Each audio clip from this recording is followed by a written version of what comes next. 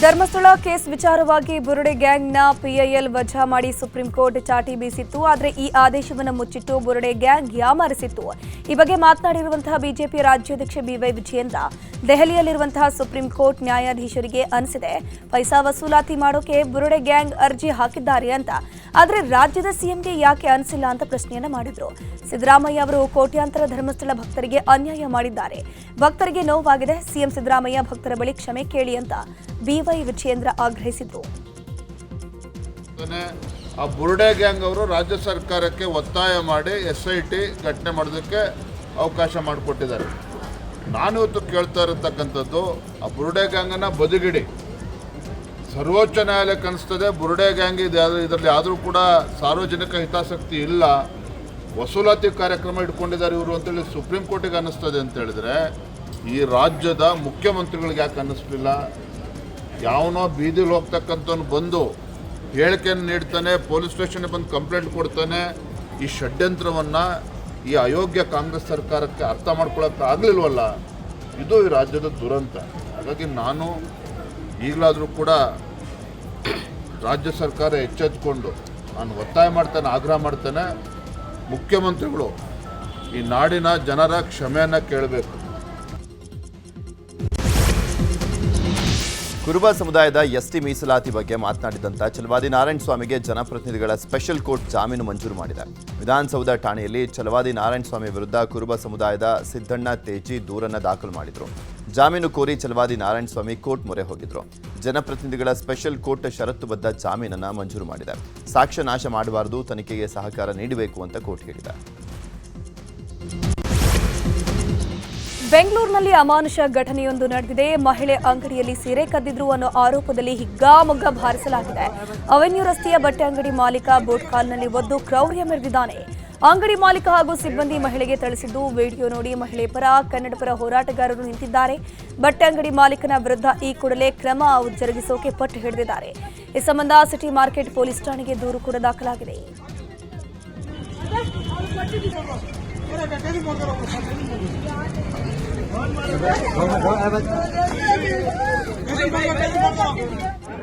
ಅವರು ಕದ್ದಿದ್ದಾರೆ ಸರ್, ಕದ್ದಿದ್ರೆ ಕಾನೂನಿದೆ, ಶಿಕ್ಷೆ ಕೊಡುತ್ತೆ.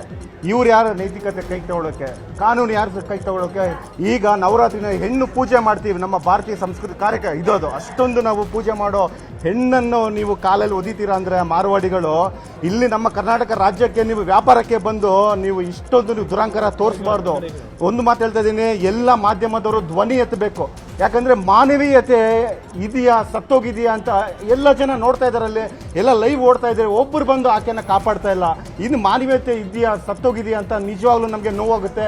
ಈ ದಿನ ಎಲ್ಲ ಸಂಘಟನೆಯವರು ನಮ್ಮ ಸ್ನೇಹಿತರೆಲ್ಲ ಧ್ವನಿ ಎತ್ತಿದ್ದೀವಿ, ಒಬ್ಬರು ಸಹ ಬಂದಿಲ್ಲ ಸರ್. ಈಗ ನಾವು ದೂರು ಕೊಡೋಕೆ ಬಂದಿದ್ದೀವಿ ಸರ್, ನಾವು ದೂರು ಕೊಡೋಕೆ ಬಂದಿದ್ದೀವಿ. ಅವ್ರಿಗೆ ಕಠಿಣ ಶಿಕ್ಷೆ ಆಗಲೇಬೇಕು, ಇಲ್ಲಿವರೆಗೂ ನಾವು ಬಿಡೋದೇ ಇಲ್ಲ ಸರ್. ಒಂದು ನಮ್ಮ ಕರ್ನಾಟಕದ ಹೆಣ್ಮಗಳು ಮಾಯಾ ಟೆಕ್ಸ್ಟೈಲ್ಸ್ ಅಂತ ಒಂದು ಅಂಗಡಿ ಮಾಲೀಕ ಬಂದು ಆ ಹೆಣ್ಮಗಳು ಕಳ್ತನ ಮಾಡಿದಾಳೆ ಅಂದ್ಬಿಟ್ಟು ಆ ಹೆಣ್ಮಗಳನ್ನ ಹುಡುಕೊಂಡೋಗಿ ಒಂದು ರೋಡ್ನಲ್ಲಿ, ಒಂದು ಫುಟ್ಪಾತ್ನಲ್ಲಿ ಸಾವಿರಾರು ಜನ ಸೇರ್ಕೊಂಡು ಆ ಹೆಣ್ಮಗಳನ್ನ ಹೀನಾಮಾನವಾಗಿ ಅವಳ ಅಂಗಾಂಗಕ್ಕೆಲ್ಲ ಶೂ ಕಾಲ್ನಲ್ಲಿ ಒದ್ದು ಒಂದು 5-6 ಜನ ಸೇರ್ಕೊಂಡು ರಾಡ್ ಹಿಡ್ಕೊಂಡು ಹೊಡೆದು ಆ ಹೆಣ್ಮಗಳನ್ನ ಕಾಲು ಹಿಡ್ದು ಎಳ್ಕೊಂಡೋಗಿ ಸೀರೆ ಹಿಡ್ದು ಎಳ್ದು ಕೈ ಹಿಡ್ದು ಎಳ್ದು ಯಾವ ಒಂದು ಕೃತ್ಯ ಎಸ್ಕಿದ್ದಾರೆ ಆ ಹೆಣ್ಮಗಳನ್ನ ಅಂದರೆ, ಅಂಥ ಒಂದು ಕೃತ್ಯ ಎಸ್ಕಿ ಆ ಹೆಣ್ಮಗಳನ್ನ ಅಂಗಡಿವರೆಗೂ ತಗೊಂಡ್ಬಂದು ಅಂಗಡಿಯಲ್ಲಿ ಇಟ್ಕೊಂಡು 112ಗೆ ಫೋನ್ ಮಾಡಿ ಪೊಲೀಸ್ ಅವ್ರನ್ನ ಕರೆಸ್ಕೊಂಡು ಆ ಹೆಣ್ಮಗಳನ್ನ ಅರೆಸ್ಟ್ ಮಾಡಿಸಿ ಆ ಹೆಣ್ಮಗಳ ಮೇಲೆ FIR ಮಾಡಿಸಿ ಆ ಹೆಣ್ಮಗಳನ್ನ ಜೈಲಿಗೆ ಕಳ್ಸೋ ಅಂತ ಕೆಲಸ ಮಾಡಿದ್ದಾನೆ. ಆ ಅವಿವೇಕಿ ಒಬ್ಬ ಒಂದು ಮಾರ್ವಾಡಿಸ್ ಅವರು ಅಂತ ಹೇಳ್ತೀನಿ ನಾನು. ಒಂದು ಕನ್ನಡದ ಒಂದು ಹೆಣ್ಮಗಳು, ನಾವು ಕನ್ನಡಿಗರ ಪರಿಸ್ಥಿತಿ ಎಲ್ಲಿಗೂ. ತುಮಕೂರಿಗೆ ಕಾಡಿಯ ಗ್ಯಾಂಗ್ ಎಂಟ್ರಿ ಕೊಟ್ಟಿದೆ. ಬ್ಯಾಂಕ್ಗಳನ್ನೇ ಟಾರ್ಗೆಟ್ ಮಾಡುವಂತ ಇವರು ವೃದ್ಧರನ್ನ ಟಾರ್ಗೆಟ್ ಮಾಡಿ ಕಳ್ಳತನ ಮಾಡ್ತಾ ಇದ್ರು.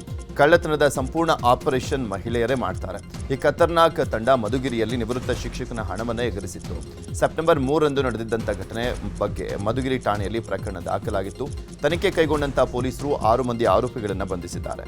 ಬಂಧಿತರೆಲ್ಲ ಮಧ್ಯಪ್ರದೇಶದ ಕಾಡಿಯಾ ಅನ್ನುವಂಥ ಊರಿನವರು ಅಂತ ಹೇಳಲಾಗಿದೆ.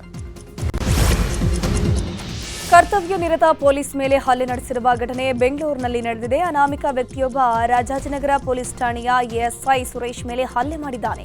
ಸೆಪ್ಟೆಂಬರ್ 13ರಂದು ರಾತ್ರಿ ಹೊಯ್ಸಳ ರೌಂಡ್ಸ್ನಲ್ಲಿದ್ದಂತಹ ಸುರೇಶ್ಗೆ ಕಂಟ್ರೋಲ್ ರೂಮ್ಗೆ ಒಂದು ಕರೆ ಬಂದಿತ್ತು. ಅನಾಮಿಕ ವ್ಯಕ್ತಿ ಮನೆಗಳ ಮೇಲೆ ಓಡಾಡ್ತಿದ್ದಾನೆ ಅಂತ ಕರೆಯನ್ನ ಮಾಡಿದ್ರು. ರಾಜಾಜಿನಗರದ 6ನೇ ಬ್ಲಾಕ್ಗೆ ಹೋದಾಗ ಆರೋಪಿ ವಿಶ್ವನಾಥ್ ಪೊಲೀಸರ ಮೇಲೆಯೇ ಹಲ್ಲೆ ಮಾಡಿದ್ದಾನೆ. ಸದ್ಯ ಪೊಲೀಸರು ಆರೋಪಿಯನ್ನ ಬಂಧಿಸಿದ್ದಾರೆ.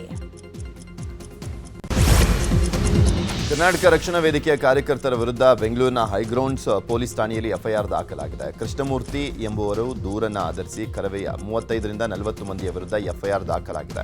ಈಗಾಗಲೇ 20 ಜನರನ್ನ ಬಂಧನ ಮಾಡಲಾಗಿದೆ. ಭಾರತ ಸರ್ಕಾರದ ರೀಜನಲ್ ಡೈರೆಕ್ಟರ್ ಆಗಿರುವಂತಹ ಕೃಷ್ಣಮೂರ್ತಿ ಹಿಂದಿ ಪ್ರಗತಿ ಪರಿವೀಕ್ಷಣಾ ಸಭೆ ನಡೆಸ್ತಾ ಇದ್ದಂಥ ಹೋಟೆಲ್ಗೆ ಬಂದು ಕರವೇ ಕಾರ್ಯಕರ್ತರು ಪ್ರತಿಭಟನೆಯನ್ನು ಮಾಡಿದರು. ಕಾರ್ಯಾಗಾರದಲ್ಲಿ ಇದ್ದಂಥ ವಸ್ತುಗಳನ್ನು ಹೊಡೆದು ಹಾಕಿದರು. ದಾಂಧಲೆ ಮಾಡಿದಂಥ ಕರ್ನಾಟಕ ರಕ್ಷಣಾ ವೇದಿಕೆಯ ಹಲವು ಕಾರ್ಯಕರ್ತರನ್ನ ಬಂಧನ ಮಾಡಲಾಗಿದೆ. ಕರವೇ ಕಾರ್ಯಕರ್ತರ ಬಂಧನವನ್ನು ನಾರಾಯಣಗೌಡ ಖಂಡಿಸಿದ್ದಾರೆ. ರೇಣುಕಾಸ್ವಾಮಿ ಕೊಲೆ ಕೇಸ್ನಲ್ಲಿ ನಿನ್ನೆ Darshan and gang video conference ಮೂಲಕ ಕೋರ್ಟ್ಗೆ ಹಾಜರಾಗಿತ್ತು. 57ನೇ ಸೆಷನ್ಸ್ ಕೋರ್ಟ್ನಲ್ಲಿ ನ್ಯಾಯಾಧೀಶರು ಇಲ್ಲದಿರುವಂತಹ ಕಾರಣಕ್ಕೆ 64ನೇ ಸೆಷನ್ಸ್ ಕೋರ್ಟ್ನಲ್ಲಿ ವಿಚಾರಣೆ ಮಾಡಲಾಯಿತು. ವಿಡಿಯೋ ಕಾನ್ಫರೆನ್ಸ್ ಮೂಲಕ ನಟ ದರ್ಶನ್, ಪವಿತ್ರ ಗೌಡ ಸೇರಿ 7 ಆರೋಪಿಗಳು ಹಾಜರಾಗಿದ್ರು. ಉಳಿದಂತೆ ಇತರೆ ಆರೋಪಿಗಳು ಖುದ್ದಾಗಿ ಕೋರ್ಟ್ಗೆ ಹಾಜರಾಗಿದ್ರು. ಈ ವೇಳೆ ಜೈಲಿನಲ್ಲಿ ಅವ್ಯವಸ್ಥೆ ಹಾಗೂ ಕೋರ್ಟ್ ಆದೇಶದಂತೆ ವ್ಯವಸ್ಥೆ ಮಾಡಿಲ್ಲ ಅಂತ ದರ್ಶನ್ ದೂರಿದ್ರು. ವಿಚಾರಣೆ ನಡೆಸಿದ ಕೋರ್ಟ್ ಅಕ್ಟೋಬರ್ 9ಕ್ಕೆ ವಿಚಾರಣೆಯನ್ನು ಮುಂದೂಡಿಕೆ ಮಾಡಿತು. ಮೈಸೂರಿನಲ್ಲಿ 5ನೇ ದಿನದ ಸಂಭ್ರಮ ಕಳೆಗಟ್ಟಿದೆ. ಈಗಾಗಲೇ ಪಾರಂಪರಿಕ ನಡಿಗೆ ಶುರುವಾಗಿದ್ದು ಸಚಿವ ಎಚ್.ಕೆ. ಪಾಟೀಲ್ ಚಾಲನೆಯನ್ನ ಕೊಟ್ಟಿದ್ದಾರೆ. ಇನ್ನು ರೈತ ದಸರಾ ಮೆರವಣಿಗೆಯನ್ನ ಸಚಿವ ಚಲುವರಾಯಸ್ವಾಮಿ ಮಾಡಲಿದ್ದಾರೆ. ಬೆಳಗ್ಗೆ 11 ಗಂಟೆಗೆ ಕೃಷಿ ವಸ್ತು ಪ್ರದರ್ಶನ ನಡೆಯಲಿದೆ. ಇನ್ನು ಸಂಜೆ ರಾಷ್ಟ್ರೀಯ ಕರಕುಶಲ ವಸ್ತು ಮತ್ತು ಚಿತ್ರಕಲಾ ಪ್ರದರ್ಶನ ಸ್ಪರ್ಧೆ ನಡೆಯಲಿದೆ. ಇದಕ್ಕೆ ಸಚಿವ ಮಹದೇವಪ್ಪ ಚಾಲನೆಯನ್ನ ಕೊಟ್ಟಿದ್ದಾರೆ. ಮೈಸೂರು ದಸರಾದಲ್ಲಿ ಯುವ ಸಂಭ್ರಮ ಜೋರಾಗಿದೆ. ಉತ್ತನಹಳ್ಳಿಯಲ್ಲಿ ನಡೆಯುತ್ತಿರುವಂತಹ ಯುವ ದಸರಾದಲ್ಲಿ ಯುವಕ ಯುವತಿಯರು ಡ್ಯಾನ್ಸ್ ಮಾಡಿದ್ದಾರೆ. ನಿನ್ನೆ ರಾತ್ರಿ ನಡೆದ ರಸಮಂಜರಿಯಲ್ಲಿ ಭಕ್ತಿಗೀತೆ ಸೇರಿ ಹಲವು ನೃತ್ಯಗಳು ಪ್ರೇಕ್ಷಕರ ಮನಸೂರೆಗೊಳಿಸಿತ್ತು.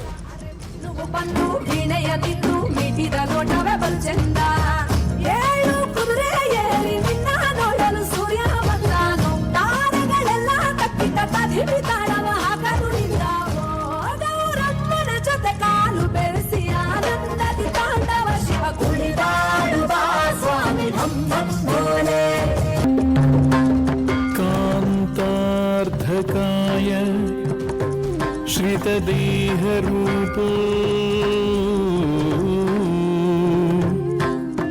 वामार्धभागे.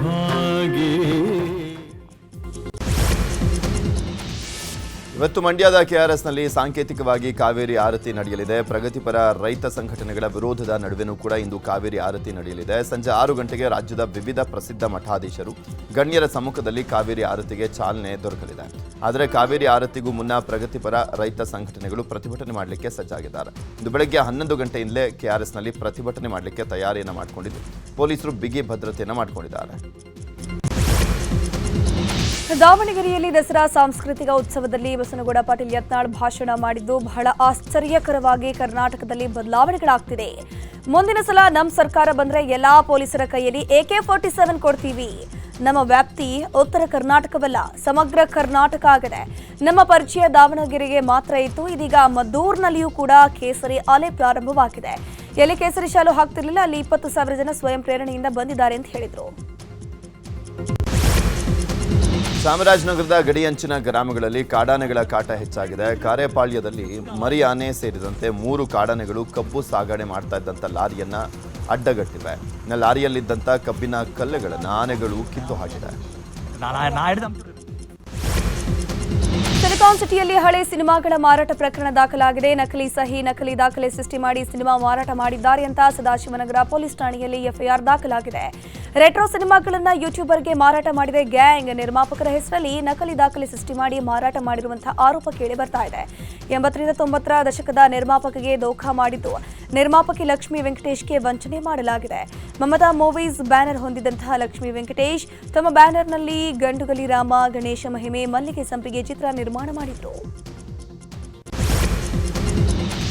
ಕೋಲಾರ ಜಿಲ್ಲೆಯ ಬಂಗಾರಪೇಟೆ ತಾಲೂಕಿನ ತಮಟಮಾಕನಹಳ್ಳಿ ಗ್ರಾಮದಲ್ಲಿ ನಡೆದಿದ್ದಂಥ ದೇವಸ್ಥಾನ ಕಳವು ಪ್ರಕರಣದ 2 ಆರೋಪಿಗಳನ್ನು ಪೊಲೀಸರು ಬಂಧನ ಮಾಡಿದ್ದಾರೆ.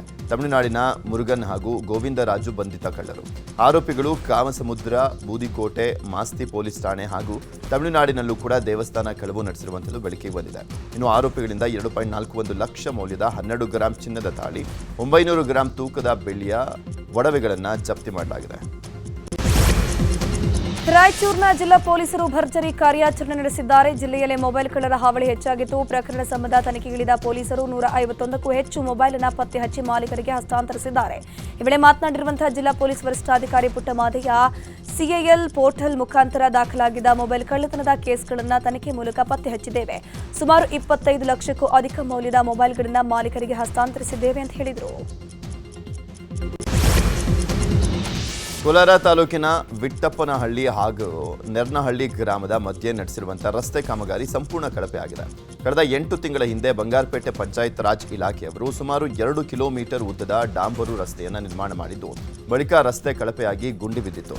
ಗ್ರಾಮಸ್ಥರು ಚೀಮಾರಿ ಹಾಕಿದ ನಂತರ ಕಳೆದ 3 ತಿಂಗಳ ಹಿಂದೆ ಮತ್ತೆ ರಸ್ತೆಗೆ ಡಾಂಬರೀಕರಣ ನಡೆಸಲಾಗಿದ್ದು, ಈಗ ಮತ್ತೆ ರಸ್ತೆ ಸಂಪೂರ್ಣ ಕಳಪೆಯಾಗಿ ಗುಂಡಿ ಬಿದ್ದಿದೆ.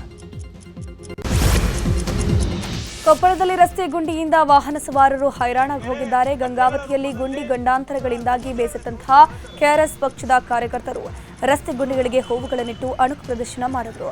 ಇದೇ ವೇಳೆ ಗುಂಡಿ ಮುಚ್ಚೋಕೆ ಸರ್ಕಾರ ಹಾಗೂ ಅಧಿಕಾರಿಗಳ ನಿರ್ಲಕ್ಷ್ಯ ಜಾಸ್ತಿಯಾಗಿದೆ ಅಂತ ಕಿಡಿಕಾರಿದ್ರು. ಭಾರಿ ಮಳೆಯಿಂದ ವಿಜಯಪುರದ ದೋಣಿ ನದಿ ಅಬ್ಬರ ಮುಂದುವರೆದಿದೆ. ತಾಳಿಕೋಟೆ ಬಳಿ ನದಿಯ ಸೇತುವೆ ದಾಟಲಿಕ್ಕೆ ಹೋಗಿ ಬೈಕ್ ಸವಾರ ನೀರು ಪಾಲಾಗಿದ್ದಾನೆ. ತಾಳಿಕೋಟೆಯಿಂದ ವಡವಡಗಿ ಗ್ರಾಮಕ್ಕೆ ಹೋಗುವಂತ ಸಂದರ್ಭದಲ್ಲಿ ಬೈಕ್ ಸವಾರ ನೀರಲ್ಲಿ ಕೊಚ್ಕೊಂಡು ಹೋಗಿದ್ದಾನೆ. ಹಿಂಬದಿ ಇದ್ದಂಥ ಮಹಂತೇಶ ಹೊಸಗೌಡ ಬಚಾವಾಗಿದ್ದಾನೆ. ನೀರು ಪಾಲಂತ ಸಂತೋಷ್ ಹಡಪದಾಗೆ ಶೋಧ ಕಾರ್ಯ ಮುಂದುವರೆದಿದೆ. ಕಲಬುರಗಿ ಜಿಲ್ಲೆಯ ಭೀಮಾ ನದಿ ತೀರದಲ್ಲಿ ಭೀಕರ ಪ್ರವಾಹ ಎದುರಾಗಿರುವಂಥದ್ದು. ಸೊನ್ನ ಬ್ಯಾರೇಜ್ನಿಂದ 3.40 ಲಕ್ಷ ಕ್ಯೂಸೆಕ್ ನೀರು ಬಿಡುಗಡೆ ಮಾಡಲಾಗಿದ್ದು, ಭೀಮಾ ನದಿ ಬೋರ್ಗರಿತಾ ಇದೆ. ನದಿ ತೀರದ ಗ್ರಾಮಗಳೆಲ್ಲ ನೆರೆ ಪರಿಸ್ಥಿತಿ ಉಂಟಾಗಿದ್ದು, ಜನ ಪರದಾಡುವಂತಾಗಿದೆ. ಬೃಹತ್ ಸೇತುವೆಗಳು ಮುಳುಗಡೆ ಆಗಿದ್ದು, ಸಂಪರ್ಕವೇ ಬಂದ್ ಆಗಿದೆ. ಅತಿವೃಷ್ಟಿಯಿಂದ ಬೆಳೆಹಾನಿ ಆಗಿರುವ ಪ್ರದೇಶಕ್ಕೆ ತೆರಳಿದ್ದ ಶಾಸಕ ಸಲಗರ್ ಎದೆ ಮಟ್ಟದ ನೀರಿಗೆ ಇಳಿದು ಬೆಳೆಹಾನಿಯನ್ನು ವೀಕ್ಷಣೆ ಮಾಡಿದ್ರು. ಬಸವ ಕಲ್ಯಾಣ ಮತಕ್ಷೇತ್ರದಲ್ಲಿ ಬೆಳೆಹಾನಿ ಪ್ರದೇಶಕ್ಕೆ ಭೇಟಿ ನೀಡಿದ ಶಾಸಕ ಸಲಗರ್ ಪರಿಹಾರಕ್ಕೆ ಆಗ್ರಹಿಸಿದ್ದಾರೆ. ಇನ್ನು ರೈತರು ಬದುಕಬೇಕಾದರೆ ಶೀಘ್ರವಾಗಿ ಪರಿಹಾರ ನೀಡಿ ಅಂತ ಸಿಎಂ ಸಚಿವರಿಗೆ ಆಗ್ರಹಿಸಿದ್ದಾರೆ. ಧಾರವಾಡ ಜಿಲ್ಲೆಯ ಕಲಘಟಕಿ ತಾಲೂಕಿನ ಮಿಶ್ರಿಕೋಟಿ ಜನ ರುದ್ರಭೂಮಿ ಇಲ್ಲದೆ ಕಂಗಾಲಾಗಿದ್ದಾರೆ. ಹಲವಾರು ವರ್ಷಗಳ ಕಾಲ ಇದ್ದಂಥ ರುದ್ರಭೂಮಿ ಅನ್ಯರ ಪಾಲಾಗಿದೆ. ಶವ ಹೂಳಲಿಕ್ಕೆ ಸ್ಥಳ ಹುಡುಕುವಂಥ ಪರಿಸ್ಥಿತಿ ನಿರ್ಮಾಣವಾಗಿದೆ. ನೂರಾರು ವರ್ಷಗಳಿಂದ ಶವಗಳನ್ನು ಹೂಳ್ತಾ ಇದ್ದಂಥ ಜಾಗವನ್ನು ಅನ್ಯ ಧರ್ಮೀಯರಿಗೆ ಮಾರಾಟ ಮಾಡಿರುವಂಥ ಆರೋಪ ಕೇಳಿಬಂದಿದೆ.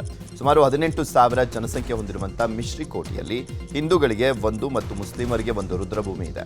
ಹಲವು ವರ್ಷಗಳ ಹಿಂದೆ ಬಾಯಿ ಮಾತಿನಲ್ಲಿ ವ್ಯವಹಾರ ನಡೆಸಿದ್ದಂಥ ಗ್ರಾಮಸ್ಥರು ರುದ್ರಭೂಮಿಗೆ ಅಂತ 4 ಎಕರೆ ಖರೀದಿ ಮಾಡಿದ್ರು. ಅದನ್ನು ನೋಂದಣಿ ಮಾಡಿಕೊಳ್ಳದೆ ಗ್ರಾಮಸ್ಥರ ಎಡವಟ್ಟನ್ನು ಮಾಡಿಕೊಂಡಿದ್ದಾರೆ. ಕುರುಬ ಸಮಾಜವನ್ನು ಎಸ್ಟಿಗೆ ಸೇರ್ಪಡೆ ಮಾಡುವುದನ್ನು ವಿರೋಧಿಸಿ ವಾಲ್ಮೀಕಿ ಸಮಾಜದಿಂದ ಪ್ರತಿಭಟನೆ ಮಾಡಲಾಯಿತು. ರಾಯಚೂರಿನ ಲಿಂಗಸಗೂರು ಪಟ್ಟಣದ ಬಸ್ ನಿಲ್ದಾಣದಿಂದ ಸಹಾಯಕ ಆಯುಕ್ತರ ಕಚೇರಿವರೆಗೆ ಪಾದಯಾತ್ರೆ ಮಾಡಿ ವಾಲ್ಮೀಕಿ ಸಮುದಾಯದ ಮುಖಂಡರು ಸಿಎಂ ಸಿದ್ದರಾಮಯ್ಯ ವಿರುದ್ಧ ಘೋಷಣೆ ಕೂಗಿ ತಮ್ಮ ಆಕ್ರೋಶವನ್ನು ವ್ಯಕ್ತಪಡಿಸಿದ್ದಾರೆ. ಬಳಿಕ ವಾಲ್ಮೀಕಿ ಸಮಾಜದ ಮುಖಂಡರು ಸಹಾಯಕ ಆಯುಕ್ತರಿಗೆ ಮನವಿಯನ್ನು ಸಲ್ಲಿಕೆ ಮಾಡಿದ್ದಾರೆ. ವಿವಿಧ ಬೇಡಿಕೆಗೆ ಆಗ್ರಹಿಸಿ ಹುಬ್ಬಳ್ಳಿಯಲ್ಲಿ ಕರ್ನಾಟಕ ಚಾಲಕರ ಒಕ್ಕೂಟದಿಂದ ಪ್ರತಿಭಟನೆಯನ್ನ ಮಾಡಲಾಗಿದೆ. ಯೆಲ್ಲೋ ಬೋರ್ಡ್ ಟ್ಯಾಕ್ಸಿ ಹಾಗೂ ಕಮರ್ಷಿಯಲ್ ವಾಹನಗಳ ಪರೀಕ್ಷೆ ನಡೆಸಲಿಕ್ಕೆ ಮತ್ತು ಫಿಟ್ನೆಸ್ ಪ್ರಮಾಣ ಪತ್ರವನ್ನು ನೀಡಲಿಕ್ಕೆ ಹಾಗೂ ಹಳೆಯ ಪರಿವಾಹನ ವ್ಯವಸ್ಥೆಯನ್ನು ಮುಂದುವರಿಸಲಿಕ್ಕೆ ಆಗ್ರಹಿಸಿದ್ದಾರೆ. ಆರ್ಟಿಒ ಕಚೇರಿ ಬಳಿ ಪ್ರತಿಭಟನೆ ನಡೆಸಿರುವಂತಹ ಚಾಲಕರ ಒಕ್ಕೂಟ ಹೊಸ ಪದ್ಧತಿಯನ್ನು ತೀವ್ರವಾಗಿ ವಿರೋಧ ಮಾಡಿದೆ. ಎಟಿಎಸ್ ವ್ಯವಸ್ಥೆ ಪ್ರಾರಂಭ ಆಗುವವರೆಗೂ ಕೂಡ ಹಳೆಯ ವ್ಯವಸ್ಥೆಯನ್ನೇ ಮುಂದುವರಿಸಿಕೊಂಡು ಹೋಗಬೇಕು ಅಂತ ಆಗ್ರಹಿಸಿದ್ದಾರೆ.